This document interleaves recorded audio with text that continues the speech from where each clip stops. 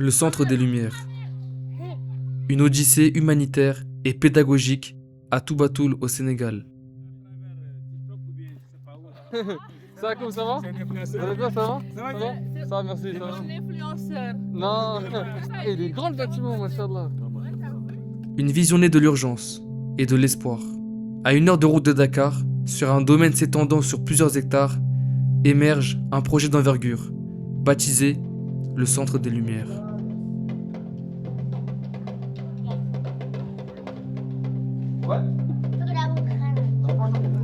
Et toi, tu partages. Oh, t'as dit, au cœur du partage. À caisse de partage. Cette initiative ambitionne de s'imposer comme l'un des plus grands centres éducatifs et d'accueil du Sénégal. Un écosystème intégralement pensé pour répondre aux besoins fondamentaux des enfants les plus vulnérables. Et ces enfants vont devenir du coup l'espoir du Sénégal. Et forcément, maintenant le monde est petit. Donc quand on parle de l'espoir du Sénégal, c'est l'espoir du monde entier. De base, à l'origine, on était parti sur un projet à 4-5 heures où Internet était venu plus, je crois. Ouais. Pour acheter une maison de 300-400 mètres carrés. Et ça s'est mal passé, alhamdoulilah, par la grâce d'Allah. Et après, sur le retour, je réfléchissais, je me suis dit, il faut qu'on voit les choses en grand. On a acheté un terrain, 1 hectare. On est venu ici, il n'y avait rien. C'était que du sable là. Et avec mon mari, on était là, on regardait le terrain, on se disait, on va acheter le terrain, 1 hectare. Et c'était une zone qui se développait parce que derrière, il y a un hôpital qui est en construction. Il y a plein d'entreprises à Dakar qui se déportent ici. On s'est dit, on va acheter le terrain ici. On l'a acheté, je crois, dans mes souvenirs, 8 millions de francs CFA. 1 an plus tard, presque, on est là. On voit les premiers pas du projet. Pour quelqu'un qui travaille à distance et qui vient maintenant sur le terrain, moi, je suis vraiment plus que satisfait. Je suis limite fier en mode de ce qu'on a accompli tous ensemble. Et c'est beau, je trouve, et c'est même grand. Durant ces 4 années, nous avons eu l'occasion de beaucoup voyager.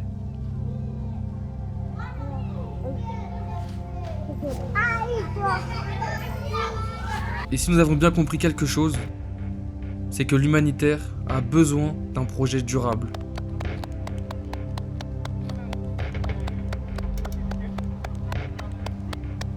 C'est dans cette perspective que nous avons conçu le Centre des Lumières, structuré autour de 4 piliers. L'hébergement, l'éducation, la santé et l'autonomie. On le fait avec le cœur et du coup, tout le monde a le sourire et tout le monde est content de faire ce projet.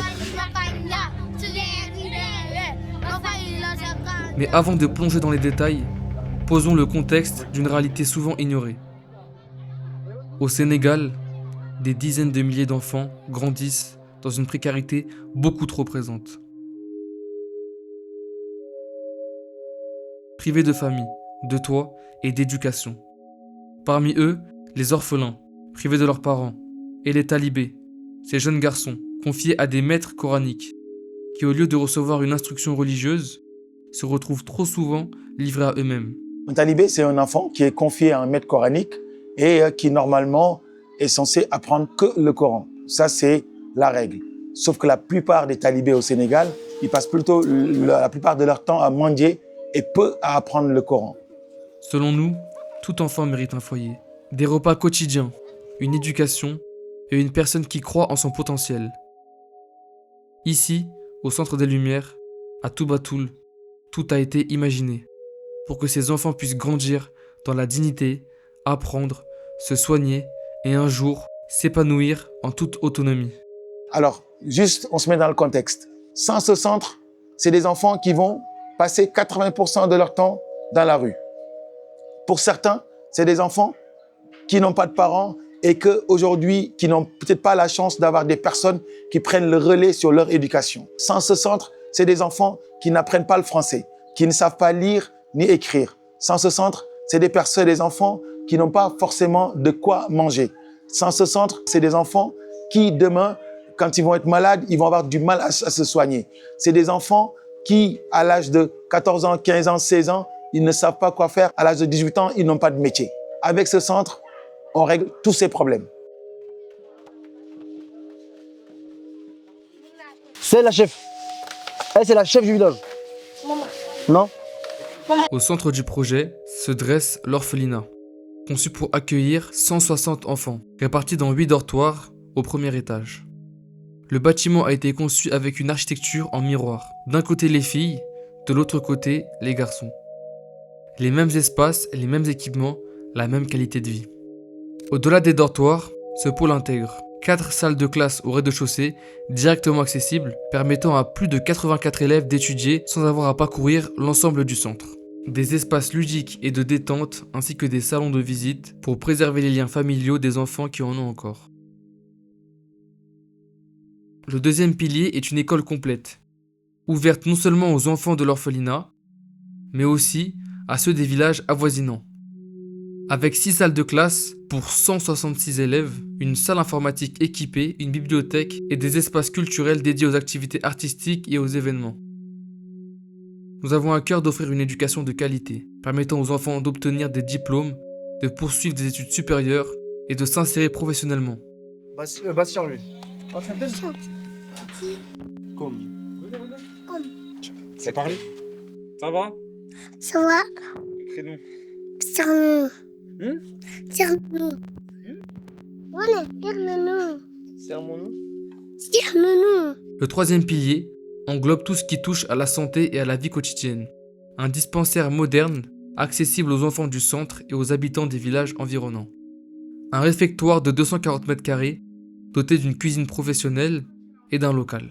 Des logements pour le personnel, enseignants, éducateurs, staff médical, garantissant un encadrement permanent de jour comme de nuit. Ainsi qu'un espace qui sera dédié à l'accueil des bénévoles, donateurs et des personnes qui souhaitent étudier au Centre des Lumières.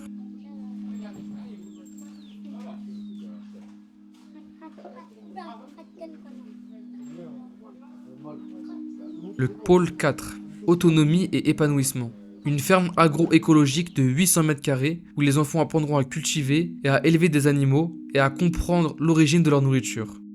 L'objectif, atteindre l'autosuffisance alimentaire du centre. Un terrain de football de 1500 m² pour favoriser le sport et la cohésion. Une mosquée de 309 m² répartie sur 2 niveaux pour les hommes et les femmes.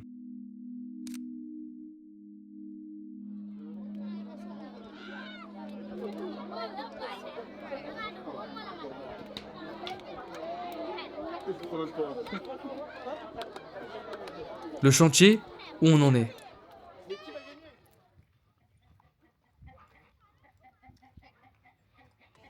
Moi, c'est Mariam Faldiane. Je suis ingénieure en génie civil, entrepreneur BTP et fondatrice de Ecolux BTP. Du coup, là, on a quelques espaces de stockage pour nos matériels, le ciment et quelques outillages, 2 cabanes pour le gardien et quelques ouvriers qui disent qu'ils vont dormir ici. Et ici aussi, c'est notre espace de stockage de fer. Dans le projet, j'ai fait tout ce qui est études, conception et je suis aussi chargée de la construction du projet, de l'esquisse à la livraison clé en main. J'ai toujours aimé participer sur des projets écosociaux parce que pour moi, une personne qui travaille doit aider sur ce qu'il peut.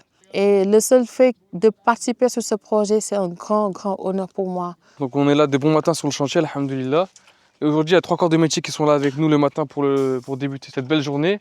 Donc il y a les ferrailleurs qui sont là. Là-bas, il y a les maçons. Et ici, il y a celui qui est, on va dire, qui est expert pour le coffrage. Donc les 3 corps de métier sont là pour le début du chantier, les fondations. Donc là, c'est les ferrailleurs. Ils sont en train de faire les cadres pour les poteaux.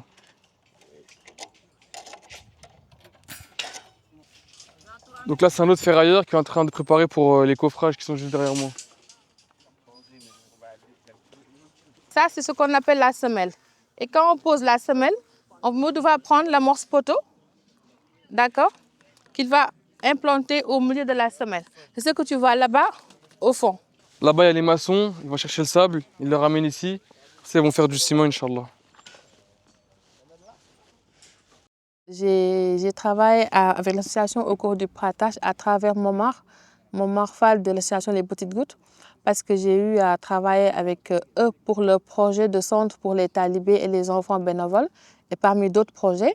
Et il m'a contacté pour me dire que l'association au cours du partage doit lancer une demande de prix des appels d'offres pour le projet de centre de l'orphelinat. Et donc j'ai soumissionné. Des soumissions que j'ai faites, je les ai aidés durant toute la partie préalable du projet, de la phase conception, esquisse et tout, et même études. Et après demande de prix, j'ai soumissionné parmi d'autres candidats Et alhamdulillah, ils ont retenu ma candidature. Donc lui, actuellement, il est en train de travailler sur la fondation et en même temps, il est en train d'anticiper sur le ferraillage de l'élévation. Donc là, c'est notre espace de stockage des briques pleins et même anticiper des briques creuses pour l'élévation. Donc derrière moi, l'orphelinat plus, donc ça sera le premier bâtiment. Notre gros bâtiment du projet, Inch'Allah, qui fera 1200 mètres carrés, avec une capacité d'accueil de plus de 150 orphelins talibés en internat. Donc c'est vraiment le premier bâtiment qui va vraiment nous coûter le plus cher et qui sera le plus gros. Et avec ce bâtiment, Inch'Allah, on sera déjà fonctionnel, le projet pourra déjà débuter. Au niveau de l'encadrement, donc on a prévu 7 professeurs pour les garçons et 7 professeurs pour les femmes, ainsi que le directeur, 2 cuisinières. Et Inch'Allah, il y aura aussi un gardien qui sera là pour la sécurité de ce projet, Inch'Allah. On a débuté les travaux il y a quelques semaines, ça avance très bien, comme vous pouvez le voir. Donc c'est vraiment des grosses structures, c'est un gros bâtiment. C'est très impressionnant parce qu'il va faire 1200 mètres carrés avec une terrasse. Bon, je me présente, mon nom c'est Elhadj Adama Diagne. Je suis technicien supérieur en génie civil. J'ai fait 40 ans d'expérience en bâtiment. C'est trouvé que Madame Diaye, peut-être chef de projet ou chef de l'entreprise Ecolux, et ma fille, elle s'est débrouillée. Au fil, je me dit, ben maintenant, viens me donner un coup de pouce de par ton expérience. J'ai accepté. Et depuis lors, nous sommes ensemble. C'est ma fille et je voulais que dans ce projet qu'elle réussisse et elle fait son travail correctement. Je pense que vous avez pu voir quelques réalisations. Tout ça, on l'a fait ensemble. Alors dans ce projet, je joue le rôle de conducteur des travaux. Les maçons, je les guide dans ce qu'ils font, les ferrailleurs et les coffreurs parce que j'ai 40 ans d'expérience. Je suis Momar Fall, le fondateur de l'association Les Petites Gouttes. Et Les Petites Gouttes, c'est une association qui intervient auprès des talibés, des albinos et des personnes en situation de handicap. Alors, au cœur du partage, nous avons été présentés par un autre partenaire, Sourire à tous. Et ce partenaire nous ayant présenté, en fait, donc, nous avons commencé à travailler sur un projet, donc le projet du centre, là où on est aujourd'hui. Et ce projet du centre qui permet justement à nos talibés de venir apprendre le français. Et au fur et à mesure, on s'est rendu compte, c'est au-delà de ce projet qu'on partageait beaucoup de valeurs et surtout qu'on pouvait partager beaucoup d'actions et beaucoup d'activités. Et c'est là où justement, ça fait maintenant depuis plus d'1 an que j'ai envie de dire qu'il nous accompagne sur toutes nos actions. Alors aujourd'hui, avec le Centre des Lumières, j'ai envie de dire que c'est la continuité de ce que nous avions commencé il y a 10 ans. Pourquoi je dis ça? Nous avions décidé d'impacter la vie de ces talibés. Mais on ne les a pas avec nous. C'est-à-dire on arrive avec un projet complémentaire à la vie de ces talibés. Ils ne vivent pas avec nous, nous ne les voyons pas tous les jours, mais par contre, on les amène dans nos centres pour pouvoir compléter, on va dire, leur éducation. Et aujourd'hui, voir un centre qui prend tout en charge, c'est-à-dire ce que nous faisons aujourd'hui, mais au-delà de ça, le fait de pouvoir vivre avec ces enfants et on va dire compléter l'éducation des parents ou même pour certains, leur donner une éducation parentale parce que pour certains, ils ne voient pas leurs parents et aussi le fait de prendre en charge leur santé et de leur donner tout ce qu'il faut pour que ces enfants juste deviennent des enfants normaux parce que c'est des enfants qui vont avoir l'éducation, pour certains l'amour de parents qui n'ont pas, pour d'autres le respect qui leur manque et surtout un plan qu'on organise pour que ces enfants puissent être sur le droit chemin, aussi bien par rapport à leur religion et par rapport à tout ce dont ils auront besoin demain pour pouvoir exister.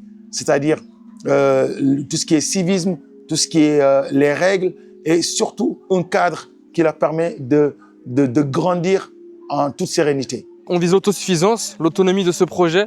C'est pour cela qu'on a 2 projets aussi à l'intérieur de cet espace qui ont été travaillés. Donc un espace agricole, on va y développer l'agriculture, l'arboriculture et une ferme aussi pour l'élevage. Donc on va acheter des moutons, des chèvres, des poules, etc. afin qu'on puisse avoir une source, un revenu économique sur ce projet-là qui puisse financer certaines dépenses de ce projet, Inch'Allah. Et tu imagines, il n'y avait rien et là on leur donne de l'eau. C'est mon plaisir, je te jure. Ça là. Donc ça, c'est les arbres qui ont été plantés à peu près 1 an, un peu moins d'1 an. Alhamdoulilah, ils ont bien poussé. Ils étaient de cette taille-là au début. Et maintenant, ils donnent déjà des fruits. Ça, c'est un papayer qui a été planté, je pense, il y a 1 mois. C'est tout un village, des familles, des veuves, des orphelins, qui maintenant retrouvent un avenir.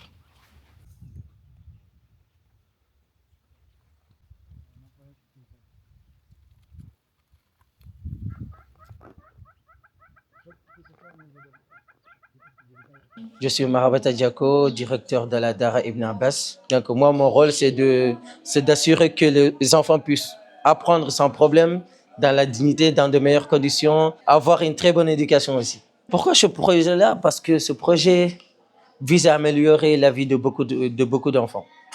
Déjà là, on est à 43. Une fois ce projet terminé, on pourra accueillir plus de 200 personnes. Donc, imaginez 200 personnes qui n'ont jamais eu la chance d'apprendre quoi que ce soit. Et si on les ramène dans ce projet-là, ça veut dire qu'on pourra contribuer à améliorer leur vie. Et demain, à leur tour, ils peuvent aller ailleurs, faire la même chose que l'association Au Cœur du Partage.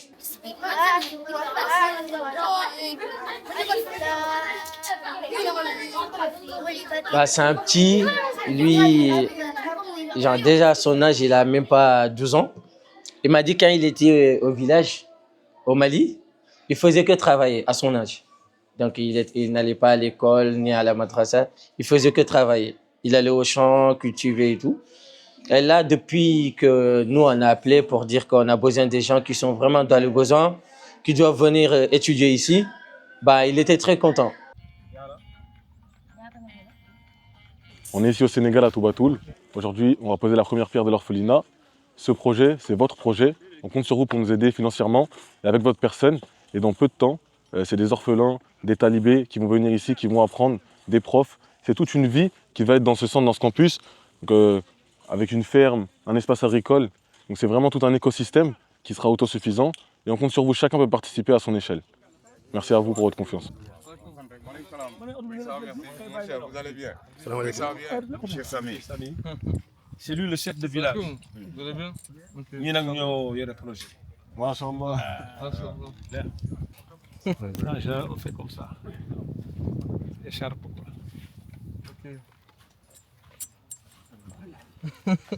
Ok. Ça, le chef du village. Vas-y, chef.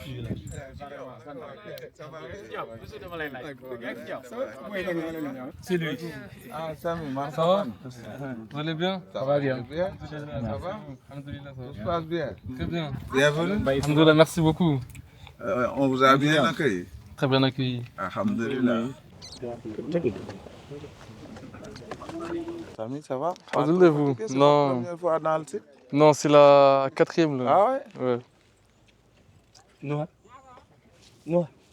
أعوذ بالله من الشيطان الرجيم لا يستوي أصحاب النار وأصحاب الجنة أصحاب الجنة هم الفائزون لو أنزلنا هذا القرآن على جبل لرأيته خاشعا متصدعا من خشية الله وتلك الأمثال نضربها للناس لعلهم يتفكرون هو الله الذي لا إله إلا هو عالم الغيب والشهادة هو الرحمن الرحيم. Il y a 4 ans de cela, on n'existait pas dans le monde humanitaire. Et aujourd'hui, grâce à Allah, on est ici, en train de mettre la première pierre d'un projet qui sera sûrement le plus gros centre du Sénégal, Inch'Allah. Je voudrais d'abord remercier les partenaires ici présents.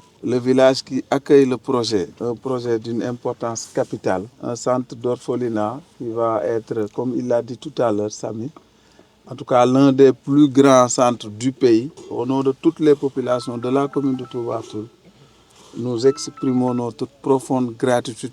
Un entretien du projet sera fait par les populations de Sinthiougat en particulier, mais également de toutes les populations de la commune en général.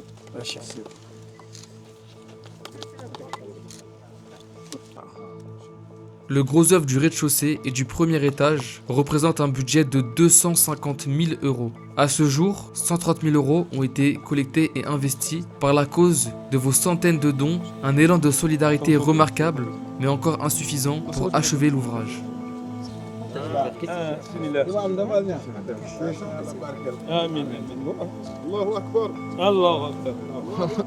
Allahu Akbar. Avec le Centre des Lumières, on ne se limite pas qu'à l'accueil juste des orphelins. Il adopte une vision inclusive.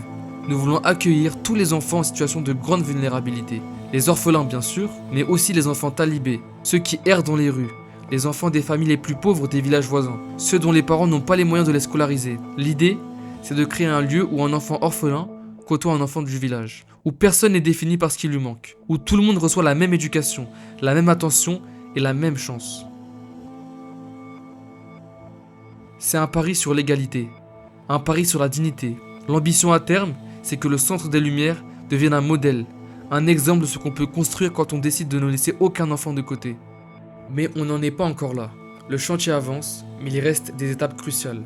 Après les fondations, il faudra monter les murs, couler les planchers, construire les toitures, installer l'électricité, la plomberie, équiper les salles de classe, les dortoirs, la cuisine, le dispensaire.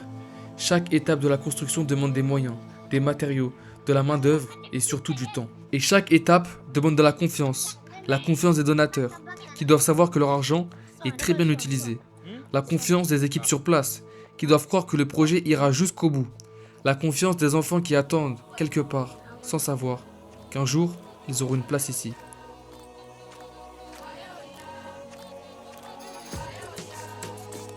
Le Centre des Lumières est un projet ambitieux. Mais que répond-on à un enfant qui dort dans la rue, que rien ne peut être fait? C'est pourquoi, avec cette initiative, nous voulons prouver qu'il est possible de construire un havre de paix où les enfants auront une chance réelle avec une école dignement équipée, un toit sécurisé, des repas nutritifs de qualité, des adultes bienveillants et un avenir assuré. Ce projet existe parce que nous avons choisi d'agir, parce que vous avez choisi d'agir, et il perdurera si d'autres nous rejoignent. Je pense qu'Inch'Allah, il sera à terme avec votre collaboration. Que vous soyez ici ou pas, nous serons toujours là pour suivre les travaux. On ne va jamais vous décevoir, on fera ce qu'il faudra faire pour la réussite de ce projet. Ils seront entre de bonnes mains, ils étaient tous contents. D'où alors moi aussi je prie que ce projet aussi aille à terme. Et en dehors de ça, il y a une application que je t'avais parlé, l'application e-Connect, qui permet aux clients de suivre le projet de bout à bout.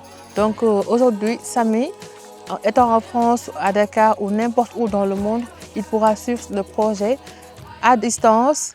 Donc on incite vraiment les gens à donner plus parce qu'on est vraiment dans le besoin pour finaliser ce projet-là qui pourra améliorer la vie d'énormément d'enfants en fait. Pour moi, ce centre, c'est vraiment ce qui manquait à cette ville et c'est ce qui manque ici au Sénégal pour qu'on puisse avoir suffisamment un endroit qui permet de donner de la force à ces enfants et qui, encore une fois, leur donne les moyens de devenir demain des adultes qui seront utiles à toute la planète.